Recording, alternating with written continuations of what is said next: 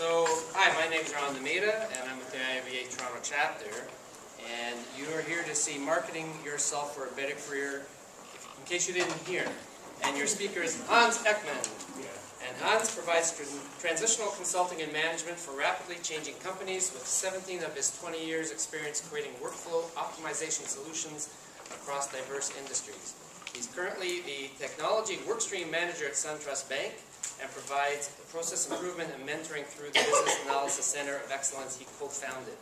Hans is a frequent speaker and a mentor and a BS and MD, from the University of Georgia. So everybody please welcome Hans Ekman. Thank you.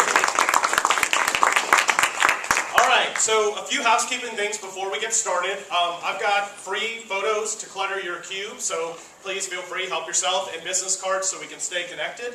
For those of you that are tweeting or getting into Twitter, here's my Twitter account. These hashtags are really great to know. BAOT and PMOT are global hashtags for business analysis and PM best practices. So if you tag posts that are related to those topics, then people can follow that globally. Also, our hashtags and Twitter account for the account. Now, I know a lot of people are like, oh, I gotta write all this stuff down. Right now, you can download this presentation off of my website, so feel free to take notes for things I'm talking about, but don't worry about copying any of the slides, so however you want to do that. What I'd like to do to start off is find out how many people are actively looking for a new job. A couple of people. How many people would love an awesome new job if it was presented to themselves? What about just even working on an awesome project or new initiative or something like that?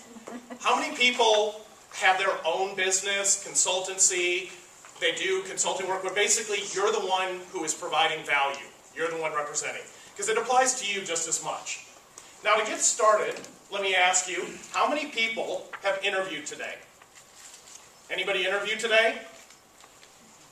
I don't know. We all talk with people that we're talking about. You were dead on right. Every single one of you interviewed today. I've interviewed with every single person I've talked to. Because every interaction between you and another person, especially in a professional environment, is basically an interview. They are building and understanding what your brand and what your value is, and they are judging you because of it, and they will determine whether or not when something comes up and they need someone like you, they call you or someone else. Now to show how important that is, I would like you three to please stand up for just a second and turn around and wave to the audience. These are the three people I would have hired if I was starting a business in Toronto. You can sit down. Engaged people sit up front. They're the only ones who came up. We got plenty of rows. Everybody else is sitting in the back. Especially as a BA or PM. How effective can you be in the back of a room? So I want you to start thinking about that, and hopefully we will give you a kind of a new perspective on where we're going. A few ground rules to start things off. This session is for you. I kind of already know the content, so if you don't participate, if you don't get involved, it's going to be a long hour. So please, let's discuss, let's ask questions, challenge things you may not agree with. The second is, these are things that work for me. These are tricks and techniques. They may not work for you. I'm going to give you some ideas, some different ways of looking at yourself, and find what works for you. Find what fits into your brand, what fits into your value proposition.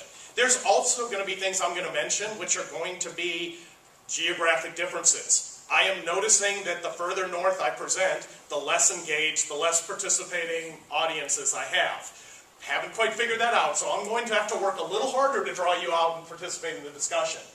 Also, universal disclaimer, everything that I'm presenting are my personal ideas and do not represent the company that I'm currently working for. Also, absolutely no animals were harmed during the making of this presentation, but I encourage you to support your local rescue groups. So, who would love to know, let's think about the last time you took a test, or a certification, or we're working on a project. Wouldn't it be awesome if we knew all the answers from the beginning and we knew what we were shooting for? Wouldn't it be a lot easier if everything we were working on, we knew what the goal or the end outcome is going to be? Well, I believe in that too. So I'm going to start off and give you the conclusions of this. So as we go along, you can decide whether you agree or not. The first thing and the most basic is marketing is an exploitation of your uniqueness. And I'm just going to cover these because we're going to go in more detail later. Your self-marketing needs to be something that you engage and work on as part of every day, everything that you do. And realize that whether you try to or not, it's already part of your marketing. The last is, you got to figure out what your value is and find a way of connecting that value personally with the audience. So to kick things off, let's find out, before we, if we're talking about marketing, the purpose of marketing is to get you to buy something or to engage something. So there's only one reason we make a purchasing decision. Who can tell me what it is? Why do we buy anything? Okay? I think you'd be happier if you have it. Okay, it's going to enrich your life. Really close. We like it. You like it, you've got a connection, you need it. You Value. There's only one reason we buy, and that's perceived value. If anything you get is coming from an exchange. Employment is an exchange. I am giving a certain amount of money, time, and support for a person. And I need to know that I am getting a return on that investment that is greater than what I'm spending. And if I'm really smart, I'm looking to get a 4 to 10 time value back from employment. But if you think about it, if you bought garbage bags, do you buy the cheapest ones? No, you probably buy the least expensive one that isn't going to break every time you lift it. Because if you're having to rebag, it's a pain. Nobody wants to do that. So, what is marketing? What's the best way of describing what marketing is? Selling. It's finding out what the need is and then filling it. Okay, identifying and targeting a specific need. Describing the value that you have. Okay, describing a value. It's putting forth an idea of what the perceived value is. Okay. Promoting something. Promoting something. Okay. All important aspects. So here's where we bounce back to one of the conclusions I just gave you. Marketing, in essence, is an exploitation of your uniqueness. So I want to break that down a minute. First is, you've got to be unique. So let's take a look at this. In the audience, I don't know what your roles are, what your positions are, what your levels are. How many people would say that they can market themselves as an effective communicator? Raise your hand. How many people are team players? How many people are dependable? How many people have an attention to detail? Are any of those unique? So think about now how you're marketing yourself, what your resume, what your LinkedIn profile is saying. How many of you are leading in with those things? You have now lost yourself in a field of New Zealand sheep. And every sheep looks the same. And now I've got to go through and try and find the one I want. So the other is exploitation. And in its truest sense, and not the bad sense of the word, exploitation means you need to take advantage of it. You've got a value, and you need to find every instance where you can possibly take an advantage of that, exploit the value, make the most of it. Now, this isn't saying that for the rest of the day you're going to be holding around a billboard going, I'm awesome, hire me because. But you are holding up a billboard, it's just a little more subtle. It's every interaction you have. So, I can prove a little bit of that. Somebody here, and first person who can present it, give me a copy of your marketing flyer or your resume. You got one? Yeah.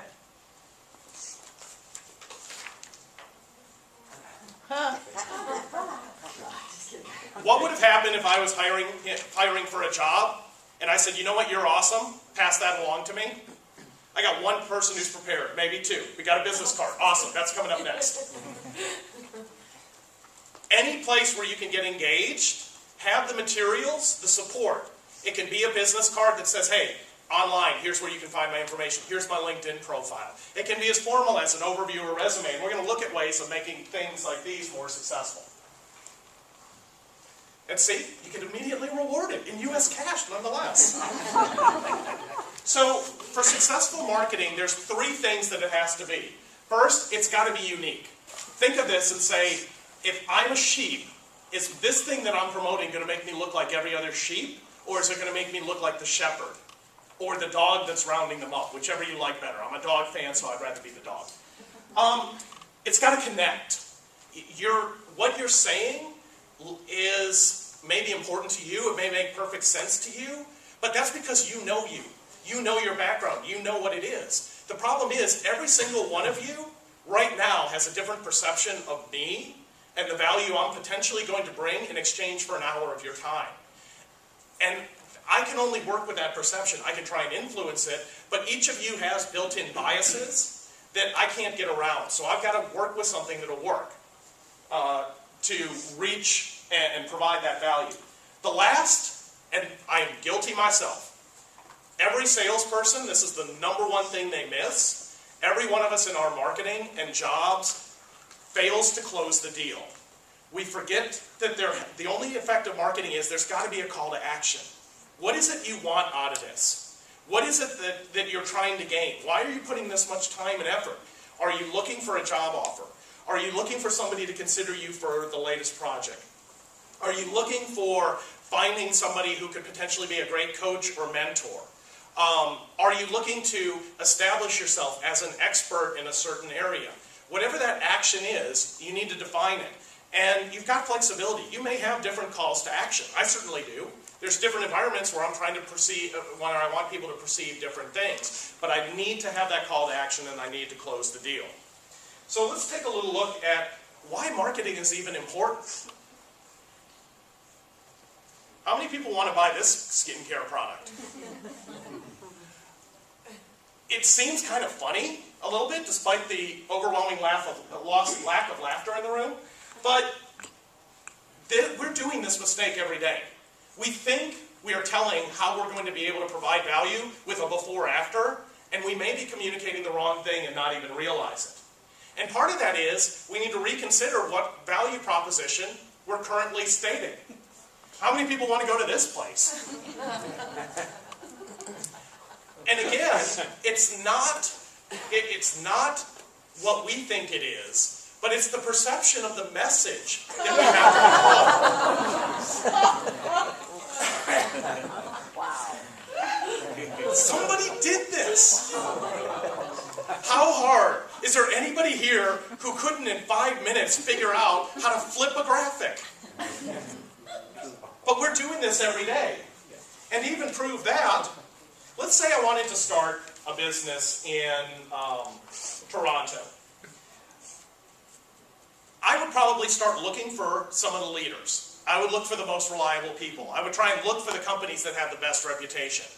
So right now, even though we're in a room and there's not a lot of two-way interaction, how many people can tell me why their marketing message is actively being seen today? Where are some places? What are some ways that your marketing message, even while we're sitting here, is actively trying to get you a new job or a better job or more business?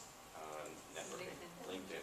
Networking? LinkedIn. Okay, so everybody here should have a LinkedIn profile. It is probably the #1 networking site. You can turn off status updates so people don't get overwhelmed with all the garbage and noise that LinkedIn is suffering from and just see your posts and your background. You got to have a good profile. So that's a place.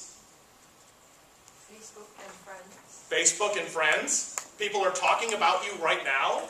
Facebook, anything that you have public is now public. Anybody that is a friend of yours from work or business is seeing everything in your universe that you share with them. So why is this important? It's important because we're not controlling that message. So what is it? What are you? Are you just a collection of skills? Are you a chronological job history?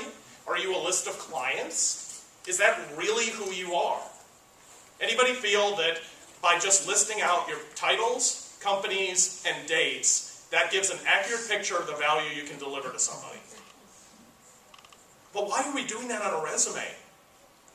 I hate and despise resumes, and we're going to talk more about how you can get around that, with the exception that recruiters and corporate HR offices demand it, so I'll show you how to get past that as well. So for your uniqueness, there's really two things. First, if you're listing skills, you are a commodity. If I'm somebody who says, I cut grass, edge, and trim hedges, how many people could you find that can do that? Those are just skills. I'm just going to find the lowest competent cost of resource for that. But if I'm a landscape designer and I can transform your yard into a beautiful paradise that requires low maintenance, I am now providing a value.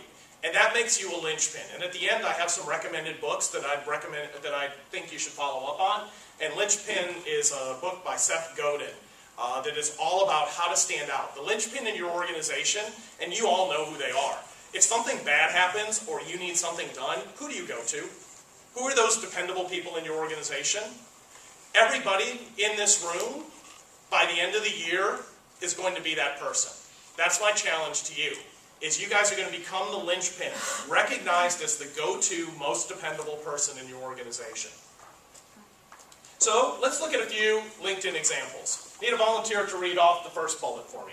Go ahead. A dynamic leader with the ability to drive change and proven track record of high accomplishments in various areas. Awesome! Who wants to go interview this person? Who wants to meet this person? Why not? It's too vague. Corporate speak. Vague. I mean, there's no content. This is the biggest empty set. They aren't saying anything at all. Need a volunteer for the next one. It's a little better. Go ahead. 15 plus years of experience leading teams of 10 to 200 staff members. Managed 30 plus projects ranging from $100,000 to $1.7 million. Awesome. Do we like this person? They could have all failed. Could have all failed. Doesn't say that any of them delivered value. What did they actually do? No idea. Did they manage between 10 and 200 people at a time? Total over 15 years and they're not good at counting? They managed 30 plus projects at a time or over 15 years? That's 2 projects per year. In a small company or in an agile environment, that's kind of pathetic. If you're dealing with multi-year waterfall, okay, maybe a little bit more.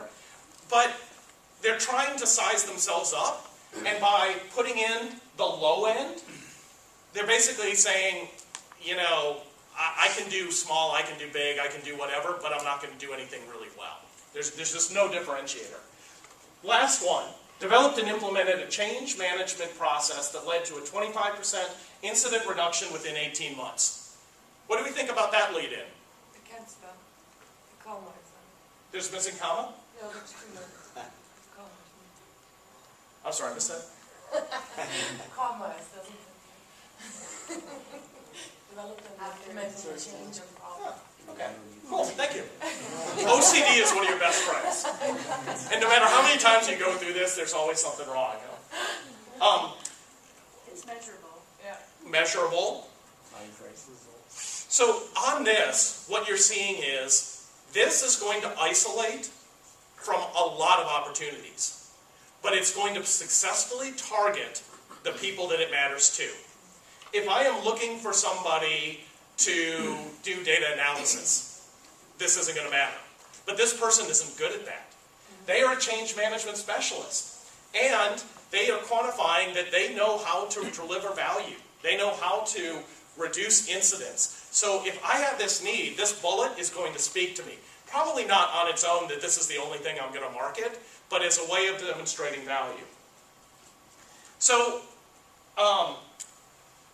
what we need to do is you need to figure out why are you unique, and then let's start telling that story together. So where is your story being heard? It's being heard everywhere. We kind of touched on this a little bit. But if you think about it, every place where you have an interaction, everything you touch cascades out. You can help control that. You can help bring that to people's attention as the message you want, or you can let it run rampant. So let's look at a few LinkedIn examples that I pulled off of people that are probably at this conference. Here's somebody, and their summary is a picture of the PDF file I can download to read about them. I heard a couple of moans. Is anyone going to look more unless you absolutely know you have to talk to this person? even from the picture, I can see that this is so cluttered, my eyes are strained. I don't want to look at this. I don't want to know what it is. So it's kind of like, no, I'm going to move on. Here's somebody. What do we think about their information? It looks a little bit scared. A little scared? So probably not the best profile picture to say, here's who I am and here's why I'm ready to take charge. But if you need to throw somebody in a crisis project and really represent how that project is going, maybe that's a good person. So here, actually, not that bad of a job. Certifications right up front, making it easy. They're highlighting some of their differentiators, and in this case, somebody that's listing themselves as a consultant, speaker, and author, well, chances are, if you can speak on a topic, you're probably an expert, so wouldn't I want you working with me? Tells me where they are and what area they're in. And then there's a host of value statements which really quantify, here's exactly what I can do and where I can provide it. So all in all, not a bad way to present yourself. Here's somebody. And what I found was, all of this information I found on another website. It's not part of their LinkedIn profile. They have no summary in LinkedIn. All it does is jump into their jobs. So all of this great stuff is lost. If I've connected with you in LinkedIn or somebody's searching for you, because I will promise you, LinkedIn is the #1, and I'm not positive in Canada, but definitely in the States, is one of the best places that companies are looking for leadership. I am getting 5 job offers per week during certain periods of the year, simply off of people finding my profile on LinkedIn and in messaging me going, are you interested? If not, do you know someone who is? And they're pulling that off of certain information that I've got, because I can tell from their responses they're not looking further than that, because some of the jobs I'm like, no, you obviously don't know who I am. But that's a problem. But when you're doing both, they're making a connection. They're not putting the investment in, but at least you're getting found. Well, and so if I'm really interested in someone, I might look to Facebook, and we all love Santa Claus, but I can find out every single Starbucks this person visits and when and with who. I know that they love bubble wrap, but then again, who doesn't? And that they love to walk their dogs in the rain. There's an awesome video of it. So this is where you're going to see a generational gap. For baby boomers, they would not consider this person. Because baby boomers, it's all about them, it's all about the establishment, so they don't want to look for anybody anyway. With Gen X, probably a little more tolerance, but they're going to see all of this oversharing is scary and frightening, and they're probably not going to go for it.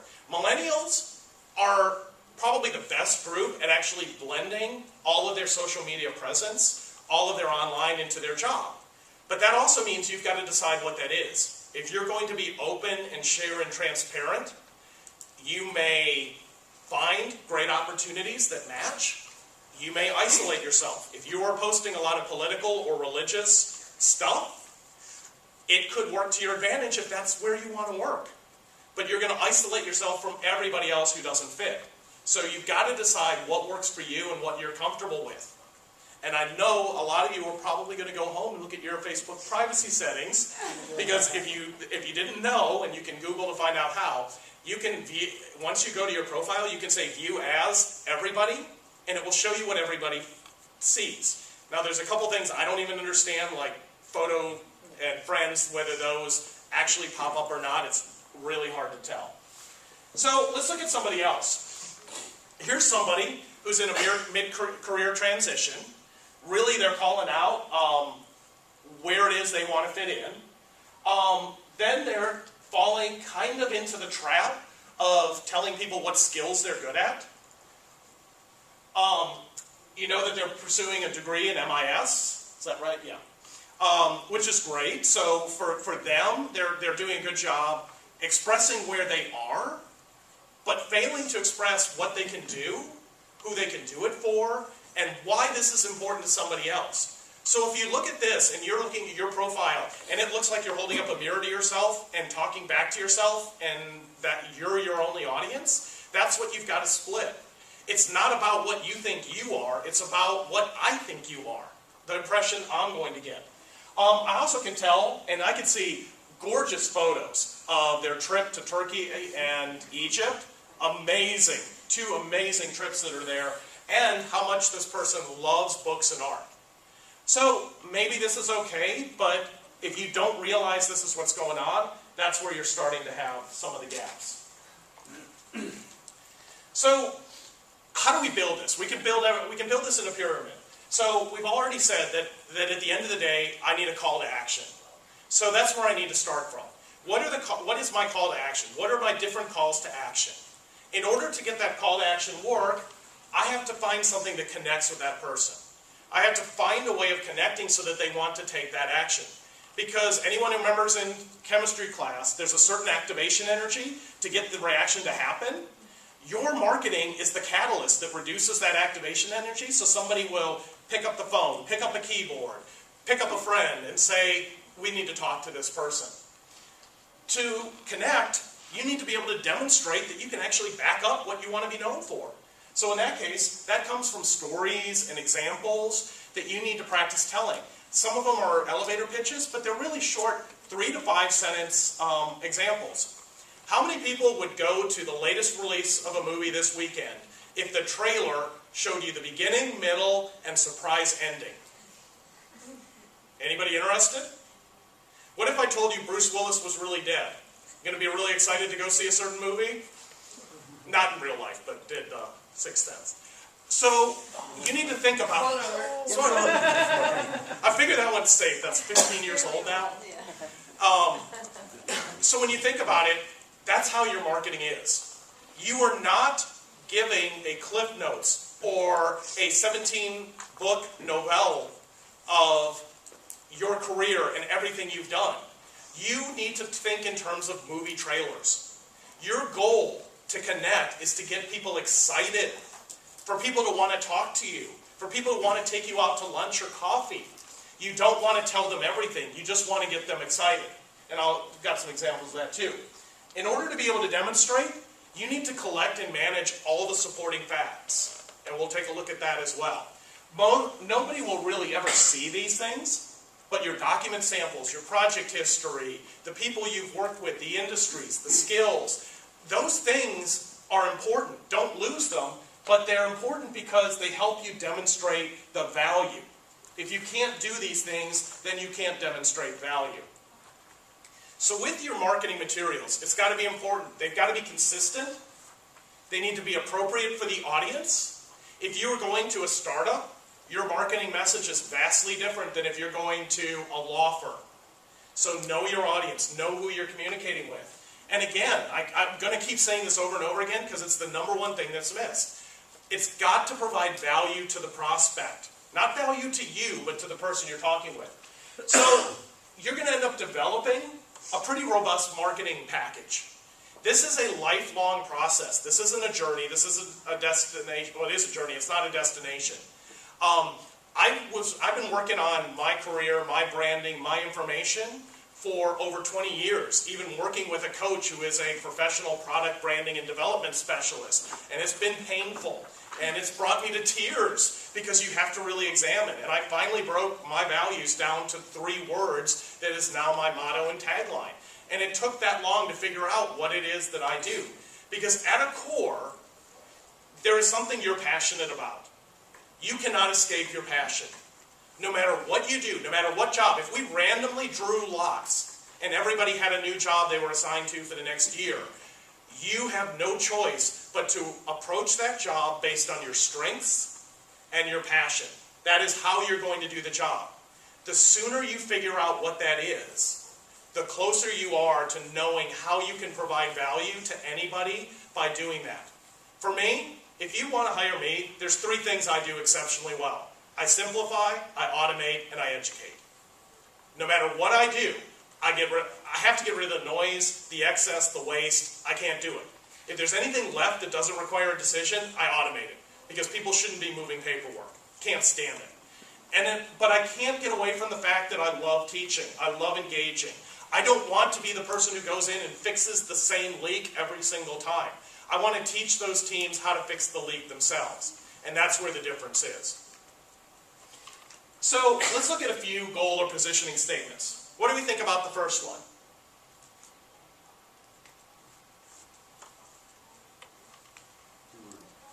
A little bit too wordy. Yep, not very succinct. What else? It's looking the other way. This is a perfect example of a mirror. Hi, prospective employer. Here's what I want from you.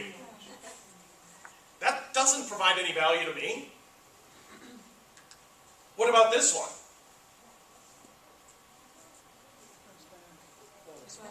Little better. At least it's focusing out. It's telling you the area of the domain. Why do you think they can be successful? How many people here have participated in a venture, an initiative, or a project that was designed to deliver no value, intended to deliver no value, or even make the business or group worse after you implemented it? Really?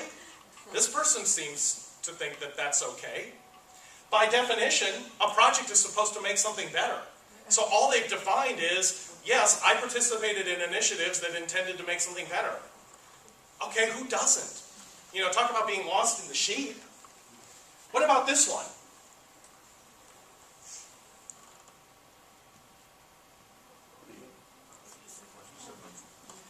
For the person who's looking for this type of person, this is awesome. For 99% of the rest of the world, they're going to gloss over it. And that's the biggest fear we need to get away from. We are so afraid about missing out on an opportunity, we want to broadcast out. We want to throw our net wide and see what we get. Think about it. Watch a fishing show. If you cast a net wide and deep and get everything, you're getting snagged, you're getting everything you don't want, you're tearing your net, and how much of that is really effective? But if you target, you're going to be much more effective. So again, figure out what it is you're targeting, because that's where your call to action comes from. So talking about resumes, again, I hate them, but let's look at least we have to have them, so let's look at how we can at least make them bearable. Yeah, okay. So what about this one? We won't even, the last one didn't exist. That person's never going to get a job. What about this person? How are we doing better? Structured and organized. It's readable.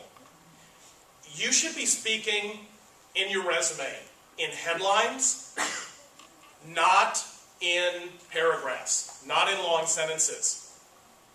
Has anybody here had to screen resumes before? Okay. Volunteers from that group. How many pages of a resume do you ever look at? Two. Two?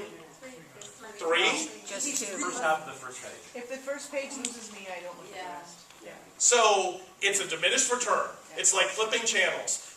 As long as you keep my attention, there's some people who are going as far as 3 pages. Unless I will barely read the first, top half of the first one. I may skim through, and then I'll look at the end just to see where they started and kind of get a gauge of where they are in their career. It's not age discrimination, but I'm looking at maturity and leadership to see what their span of their career and where they started from. I've gotten resumes that have been 7 to 9 pages. Is that a person I want in my organization? What happens when they try and deliver something and I say, make it simple for our stakeholders? No. So I really like the format of basically giving some sort of a context. What the company does, generally what your role was, something so that I can understand the context of it. Were you in a certain industry? Were you in a certain role? Were you in a certain team? With that, then... There's no outcomes. No outcomes here? Yep. When you're talking about initiatives, each bullet, each area should have no more than 3 supporting statements. And I know that's painful, but if you stick to the rule of 3, it will be far more effective. Again, you're not trying to tell people everything. You're trying to tell them enough to talk to you. Now, if you go to 5, you might be okay, but if you can get it to 3, you'll be much better off. and kind of go through that. So if you've been in a career or a place for a while, you may want to break it into sections so that you can kind of say, hey, when I was in this role, here's the 3 things that I delivered. When I was in this next role, here were the 3 things I delivered.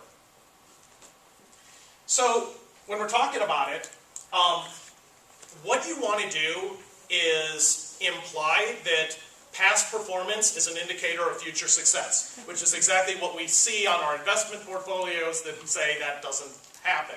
But it does. If I can see that you've been successful elsewhere, chances are you have a good chance of being successful in our organization. Now I just need to see, is your success or value right for me? So think about that. You don't necessarily have to say, I will deliver this value for you, and in a resume format you really can't, but you can say, I can deliver this value because I delivered it here, here, and here. So that's your primary goal. Number 1, value. Anytime you can deliver value. The second is you want to call out any niche skill, experience, domain, or specialty that sets you apart. If you are Agile certified or a Scrum Master, these are important things because people are looking for those things. If you've been in healthcare or banking, because those 2 industries don't like hiring outsiders, get it on there. But again, you're calling out something that is niche. You're not saying teamwork. Teamwork's generic. That's a commodity. You're looking for something that's niche, something that's important.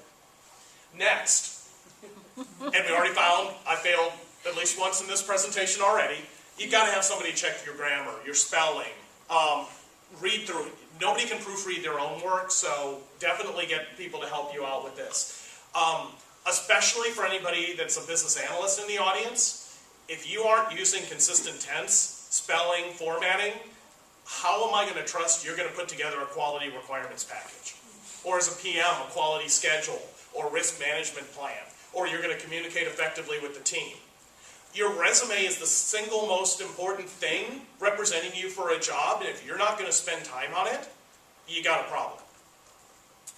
Maximum 2-page, abbreviate older jobs. I have been working for over 20 years, and my resume still fits on 2 pages. Now, for the people that are freaking out and starting to shake a little bit, that doesn't mean you can't add an appendix. So you can create a mental break for people and say, here's my 2-page, and then for HR departments, for recruiting companies, here is my skills inventory.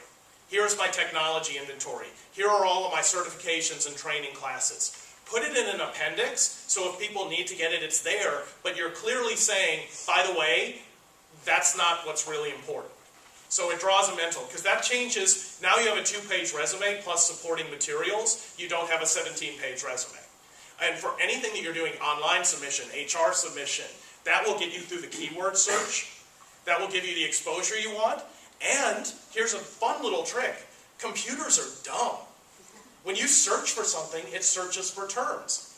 So, I have a list, if I need to provide a skills inventory, that I have worked with or delivered projects that utilize the following technologies or the following areas. And I have them listed so that I will pop up. If you search identity access management or security, I will pop up. If you search Java, .NET, anything. I don't know how to do any of those things, but I have overseen projects and initiatives that did.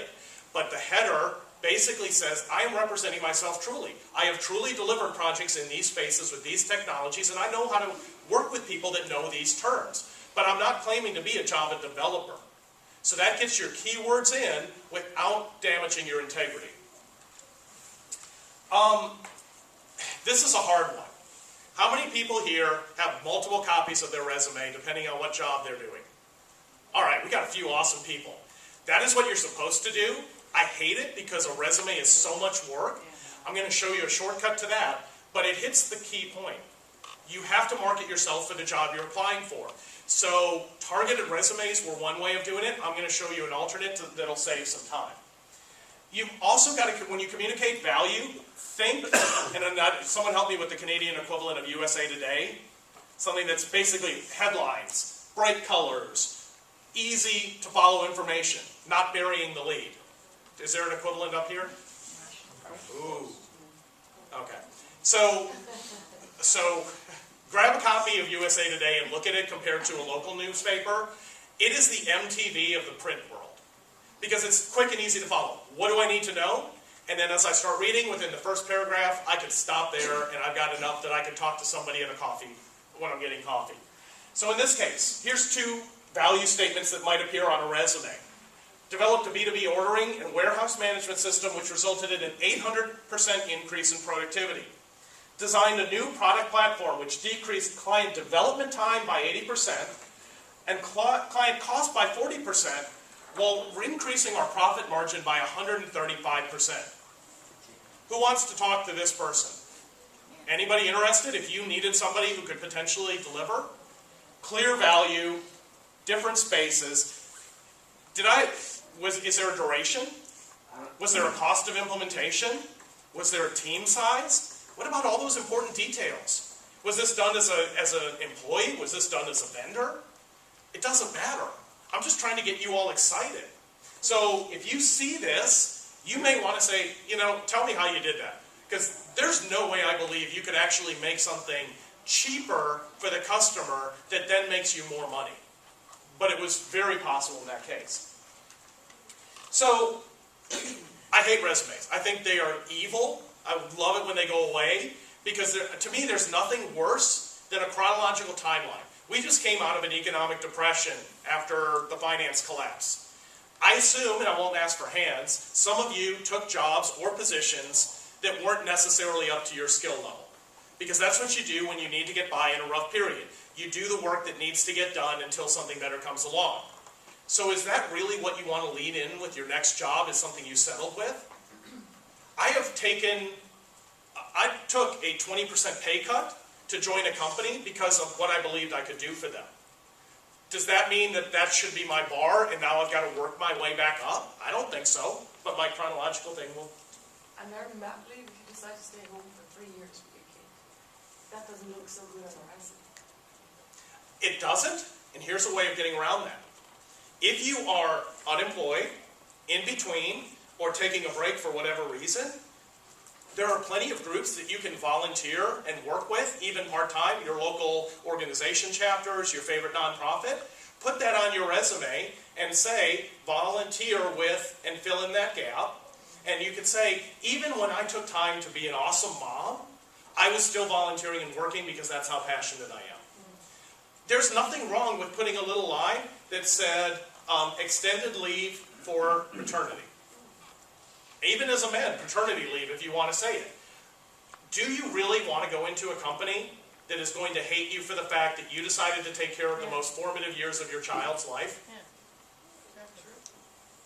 I wouldn't want to work for that company. So, yes, you might lose out on some jobs, but the ones that you match with are going to be much more understanding. And if you've got a sick family member, do you think they're more likely to give you leave or work with you? Do you think they're going to have better benefits, better vacation policies, all of those things? That's why when you see what's important to you, it affects your marketing. And then it's like, I'm proud. I was rock star mom for 3 years. How you want to market that, you decide what's best for you. But there's nothing wrong with that. Gaps in your resume are red flags. Because if you can't tell me what you're doing, I'm going to have to ask. And it's really uncomfortable because you don't know what's going to happen. I don't want to ask somebody why they were gone for 2 years and they're like, I was in drug rehab. Yeah. It's good to know, but now I'm biased. Put something that is acceptable and something that fills in the gap enough that you don't have to answer the question if you don't want to. You can say, I took personal leave due to a health issue. It has been fully resolved, and it will not interfere with my job moving forward. That's much better than saying, yeah, I smoked a little too much crack. Unless you're working and applying for a drug dealer, in which case maybe it's a good thing. So, cover letters historically are your way, or people's way, of telling what they're missing in their actual resume. So you see a job, you're applying for something, and you say, by the way, my resume is kind of bad, so here's why I'm a perfect fit. So rather than having to rewrite a resume, I'm just going to put some bullets into a cover letter. An overview is going to take that place. And what an overview is it sells you, it's a one-page flyer. Go out to any of these booths and pick up their flyer and look at how they're marketing themselves so that you'll buy their product or service. Why don't you have one? You should have that you can pass out because it sells you the way you want to be sold. It's very easy to assemble and customize for whatever you're doing. And it tends to be much more effective. The format that I use is a 3-3-3 pattern.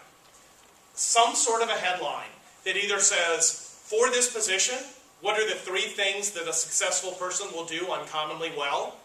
Basically, you're saying, if I'm going to be the head of a PMO, or I'm going to be a division head, what do I believe the 3 most important things someone in that position will do? And then I'm going to back it up by saying how I've already done it. Or I might say, it might just be a positioning statement. I'm a transition specialist. I really work well in companies that are changing faster. I used to say growing, but companies that are growing down, I'm really good at helping them too.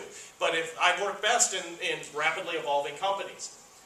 3 newsworthy headlines.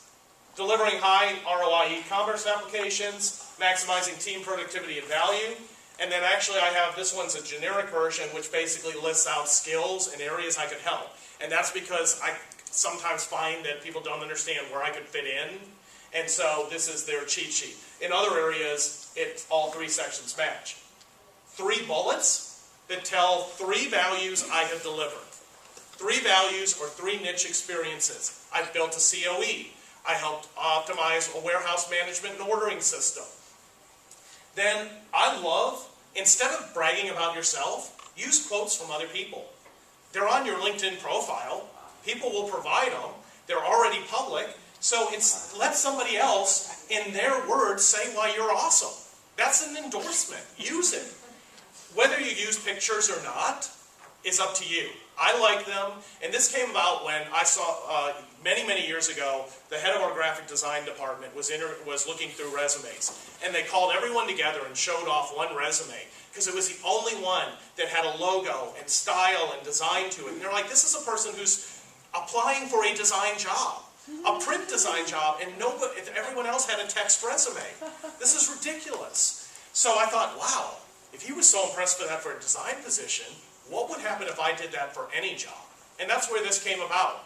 And actually, the company I'm with, one of the reasons I have a job is I knew somebody who was trying to recruit me in. I provided an overview to him. He was so blown away by seeing it, he forwarded it to a bunch of people in the company, who forwarded it to a bunch of people in the company, and it went viral.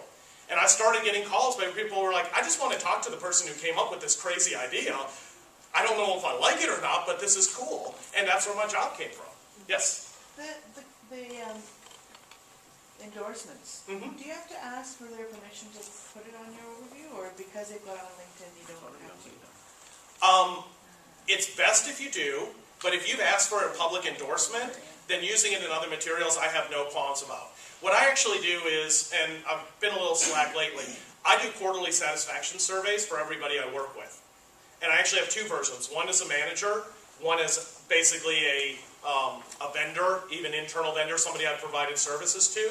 It's 5 easy questions, and then open comments, positive, negative you want to share, and I say, would you please share a testimonial that I can use in my marketing materials, and then can I share it with or without your name, with or without your company, and that's where a lot of these came from. So, and 75% of people provided a short testimonial for me. And then I just started going with the ones, if they don't provide their name and company, it loses its effectiveness, so the more you can tell, the better. It's got to be visually appealing, so figure out your style. This was done in Microsoft Publisher. You can do it in Word, whatever you want. It's got to tell a story. And again, you want the audience wanting for more. You want them to really want to talk. If somebody saw this on the ground outside and picked it up, you want them to try and search you out going, I gotta meet this person. This is really cool. And examples of all of these are online. Oh, yes. Sorry, I thought that was a 2-minute warning. The difference between cover letter and resume. Yes. So I kind of struggle with cover letter. To me, honestly, it's not logical. Yep. You have my resume, why do you need cover letter? Right. Like, anyway, you don't have time to read much, so why do you need to read? So, but apparently, I don't know, it's still a trend, so when you're applying online or you were applying through different Yep.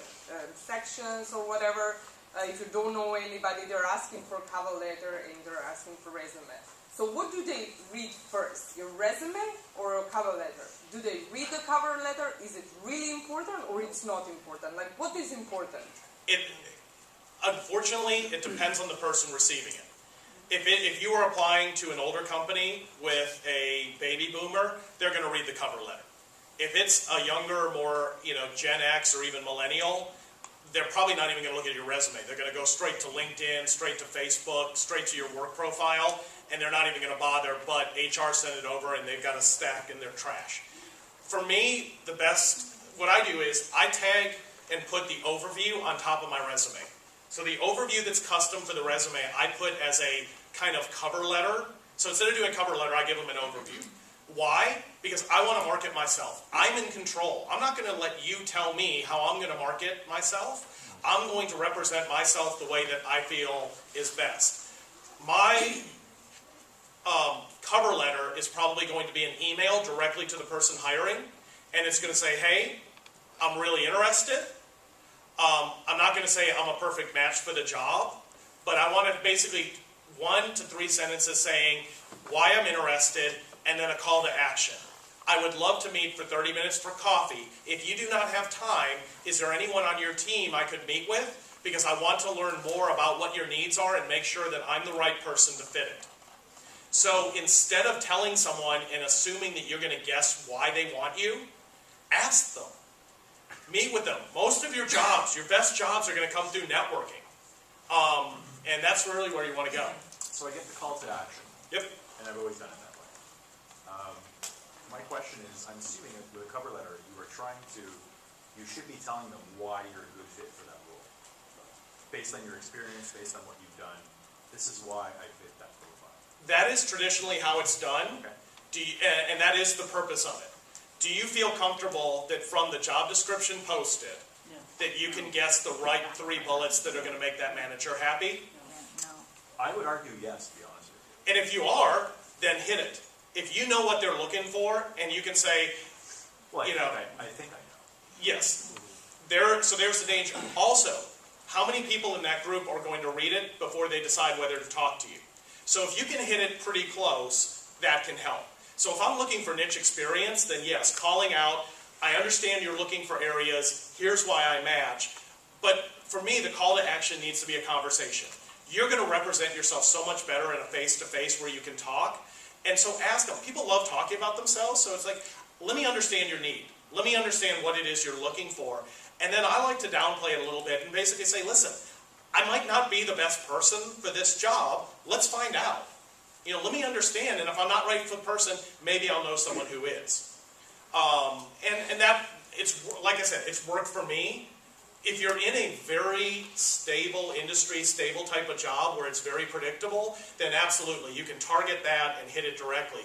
When you're in more nebulous or you're shifting, it's more important to find out more. Meet somebody before you apply. Do you actually state that you're not sure if you're a good fit for the role? Not a good fit. I'm not sure that, I want to make sure that I am the best person for this position. All right. I know that I'm qualified, but there may be somebody that's a little different. So for example, if you want me to wear a tie and a suit, I'm not right for you. I will not wear a tie and suit to work, ever, if I can get away with it. Special events, sure. That's a cultural change. Right. If you're a micromanager, I'm not going to work for you. Those are where the fits come in, and that's the personality and the balance. So I de-emphasize the experience and background and promote. So let me hit a few slides, and then we'll open it up because we're hitting our last 7 minutes here, 5 to 7 minutes. Start looking at or developing case studies. Case studies are a great way of telling your story, and maybe it's something you leave behind, but this is a great way of, that frustration we have of, I need you to know another level deeper than is in the overview resume. Case studies is a way of representing it without clouding. I like a catchy headline. I like either a problem-solution format or challenge-outcome response, so I know what it was and how I delivered value. So I have a challenge, a sentence to basically set the context, 1 to 3 bullets of what was done or why it was important, why it was significant, and then what the result was. Again, 3 bullets, keep it simple. Again, if you can pull a recommendation or feedback from that particular client or area or someone you worked on the team, much more powerful. Design matters, but there's tons of PowerPoint templates or whatever you're using. The Mac has even better things. Find one that works for you and make that as part of your consistent branding. I am a big advocate of putting together a tracking sheet for everyone you work with, everything you do, and the skills or industries that you work on. This seems like a lot, but when you try and go back and rebuild your history and figure out, there are a number of jobs. When I was applying, I worked for a bank, and the person who was trying to get me in, the group loved me. They knew I would be effective. And he came back and he's like, they just won't interview you. And I'm like, why? You know how many online systems and renovation projects I've been on and done? He goes, yeah, I know, they agree. But you don't have banking experience. Do you have anything that looks like a bank? And I was like, well, I worked for Nations Bank. I rewrote their call center materials for their consumer division, and I developed a performance support system prototype. He's like, perfect. I got a call the next day to interview. I started work 3 days later. They needed to check a box. This helps me check boxes. So I have had at one point, I've fallen short again, I'm sorry, of skills and also industries. So I've mapped all the industries that I've worked in, and it's kind of scary, but it's awesome too, because I haven't been a specialist. This will also help you with certification exams. When you have to go back and apply for your CBAP, holy cow. And if you need to and are doing that, I actually have a template that actually maps out your project areas and domains to the correct answers in the BABOK so you can calculate. I'm a little geeky. Top mistakes. So if you really want to trash your career, let me hit these. Insert your social life inappropriately. If your Facebook picture has a lot of drinking on it, I'm going to wonder. Try and be everything to everybody. This is our habit. It is a hard one to break, but focus in on what it is you want to do. And if you try and focus in, instead of focusing in broad, if there's 10 things you like, create 10 overviews and 10 different calls to action and 10 different marketing approaches. Start with the ones that are most important. At times, I've had as many as 10 overviews, and now I've got, I think, 3, but I need 1 more. Don't misrepresent yourself. You will get busted at some point, and you can't recover from that. Assuming your audience understands you or your viewpoint, you need to think about it from their perspective and try and help them draw the connections. Sit back and do nothing. Just let things happen. If you do nothing, you will get nowhere fast. Things may go your way, but you have a chance to accelerate that. So in conclusion, marketing is an exploitation of your uniqueness. It needs to be part of your everyday activity. And you need to find your value proposition and find a way of connecting that to your audience. On the online, there's some storytelling tips. Got 3 steps to how to make more connections and get a better opportunity through networking, even internal networking. Recommended books. I cannot stress how life-changing these titles can be. And also stay connected. Not only this presentation, the video will be available for downline to watch on YouTube and from my website. Feel free to share it. Also, all the other presentations I've given, all the materials, all the videos are available free because this is something I'm passionate about, so I want to share this information with as many people as possible. I'll be around during the transition, but we're also starting lunch, so thank you so much for coming, and I hope you have a great rest of the conference. On behalf of Diversified Communications and the organizers, thank you for your time and a very spirited presentation, and here's a token gift. Awesome, thank you so much. Let's hear it again for Hans. Thank you.